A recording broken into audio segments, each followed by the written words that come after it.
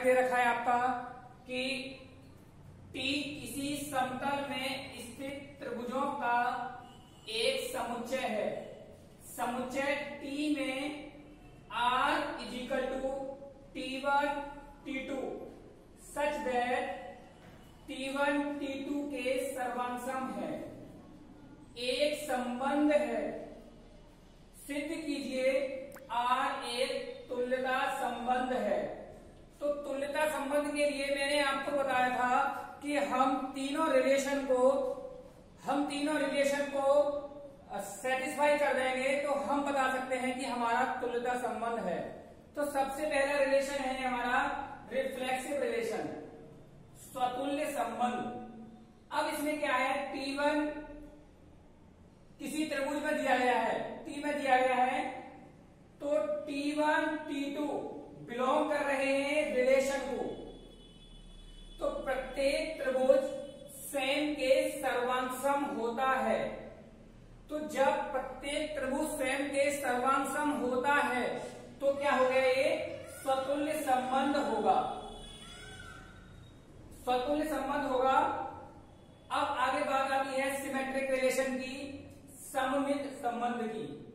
तो इसमें जब T1 T2 दोनों ही किसी त्रिभुज के पार्ट हैं, दोनों ही त्रिभुज को बिलोंग कर रहे हैं, तो T1, T2 रिलेशन को बिलोंग करेंगे और रिलेशन को बिलोंग करेंगे तो T1 सर्वांग होगा T2 के। जब T1 T2 के सर्वांग होगा तो T2 भी T1 के सर्वांग होगा।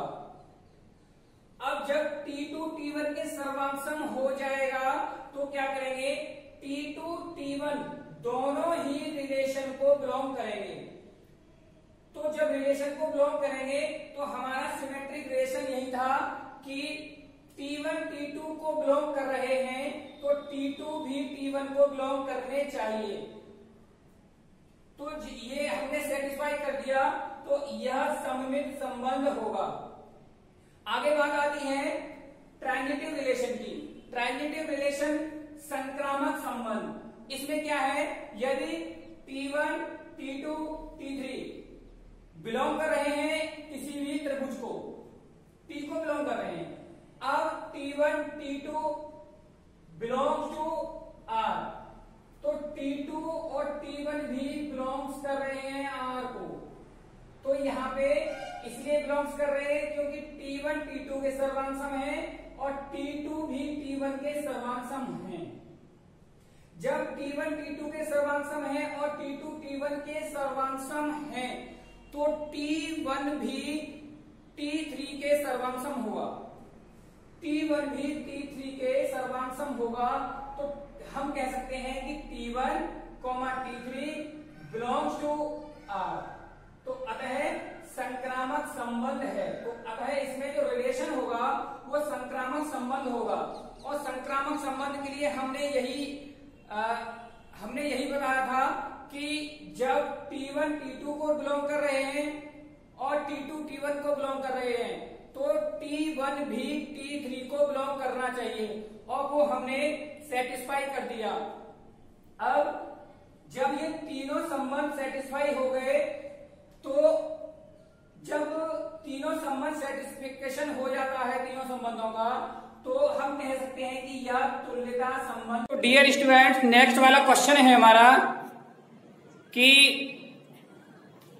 L किसी समतल में स्थित रेखाओं का एक समुच्चय है, एक सेट है, तथा R = L1, L2 such that L1, L2 पर लंब है। तो समुच्चय L में परिभाषित एक संबंध है। अब संबंध में दिखाना है कि कौन कौन सा रिलेशन है। तो सबसे पहले बात करेंगे हम स्वतुल्य संबंध, रिफ्लेक्सिव रिलेशन। जब L1, L2 किसी लाइन पर हैं, अब यहाँ पे हम L1 की बात करेंगे। मान लो ये है L1। अब कोई भी रेखा, कोई भी लाइन अपने आप में लंब नहीं होती है। तो यहां पर L1, L1 रिलेशन में नहीं होगा, क्योंकि कोई भी लाइन अपने आप पर लंब नहीं होगी। आप देख सकते हो ये लाइन अपने आप पर खुद ही स्वयं पर लंब नहीं होगी, तो इसलिए स्वतुल्य संबंध नहीं होगा। तो इस क्वेश्चन में स्वतुल्य संबंध नहीं होगा। आगे हम बात करेंगे कि सिमेट्रिक रिलेशन, सममित संबंध। सममित संबंध में L1, L2 किसी लाइन पर है। अब L1, L2 रिलेशन को बिलोंग कर रहे हैं। मान लो ये है L1 और ये है हमारा L2, तो लाइन 1 पर लाइन 2 लंब है, तो रिलेशन को बिलोंग कर रहे हैं। अब क्या है, जब L1 L2 पे लंब है तो L2 लाइन पर भी L1 लंब होगा, तो L2 भी L1 पर लंब होगी। अब जब लंब होगी तो L2, L1 भी रिलेशन को बिलोंग करेगा। आगे बात आती है ट्रांजिटिव रिलेशन। ट्रांजिटिव रिलेशन में संक्रामक संबंध में L1, L2, L3 किसी लाइन पर है, तो जब L1, L2 रिलेशन को बिलोंग कर रहे हैं, मान लीजिए ये लाइन है L1 और ये है L2, ये आपस में एक दूसरे पे लंब हैं, तो L1, L2 रिलेशन को बिलोंग कर रहे हैं, तो L2, L3 भी रिलेशन को बिलोंग कर रहे हैं। L2 और L3 ये ले लीजिए आप, L3 भी रिलेशन को बिलोंग कर रहे हैं। तो आप देख रहे होंगे कि L1, L3 रिलेशन को बिलोंग नहीं कर रहा है। क्यों? क्योंकि L1 और L3 आपस में एक दूसरे के समानांतर हैं, ना कि लंब हैं एक दूसरे पे। तो हम कह सकते हैं क्योंकि L1, L3 समांतर रेखाएं हैं, ना कि एक दूसरे पर लंब हैं, तो इसलिए यह क्या होगा, संक्रामक संबंध नहीं होगा। तो इसमें संक्रामक संबंध नहीं होगा।